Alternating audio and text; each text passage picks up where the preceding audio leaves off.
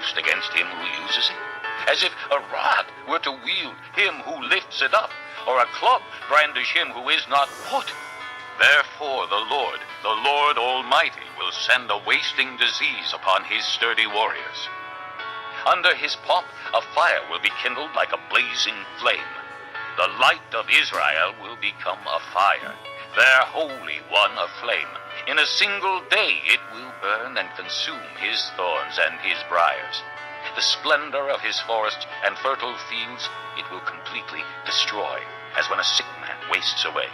And the remaining trees of his forests will be so few that a child could write them down. In that day, the remnant of Israel, the survivors of the house of Jacob, will no longer rely on him who struck them down, but will truly rely on the Lord, the Holy One of Israel. A remnant will return. A remnant of Jacob will return to the mighty God. Though your people, O Israel, be like the sand by the sea, only a remnant will return. Destruction has been decreed, overwhelming and righteous. The Lord Almighty, will carry out the destruction decreed upon the whole land. Therefore, this is what the Lord Almighty says. O my people who live in Zion, do not be afraid of the Assyrians, who beat you with a rod and lift up a club against you as Egypt did. Very soon my anger against you will end, and my wrath will be directed to their destruction. The Lord Almighty will lash them with a whip, as when he struck down Midian at the rock of Oreb, and he will raise his staff over the waters as he did in Egypt.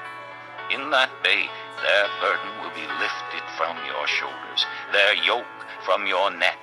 The yoke will be broken because you have grown so fat. They enter Aiath, they pass through Migron, they store supplies at Michmash. They go over the pass and say, we will camp overnight at Geba. Ramah trembles, Gibeah of Saul flees. Cry out, O daughter of Galim. Listen, O Laisha. Poor Anathoth. Madmanah is in flight. The people of Gebim take cover. This day they will halt at Nob. They will shake their fist at the mount of the daughter of Zion, at the hill of Jerusalem. See, the Lord Almighty will lop off the boughs with great power. The lofty trees will be felled, the tall ones will be brought low. He will cut down the forest thickets with an axe. Lebanon will fall before the mighty one. Chapter 10. Woe to those who make unjust laws, to those who issue oppressive decrees to deprive the poor of their rights and withhold justice from the oppressed of my people, making widows their prey and robbing the fatherless. What will you do on the day of reckoning, when disaster comes from afar?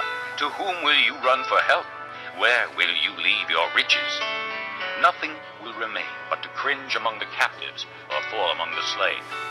Yet for all this his anger is not turned away, his hand is still upraised. Woe to the Assyrian, the rod of my anger, in whose hand is the club of my wrath. I send him against a godless nation.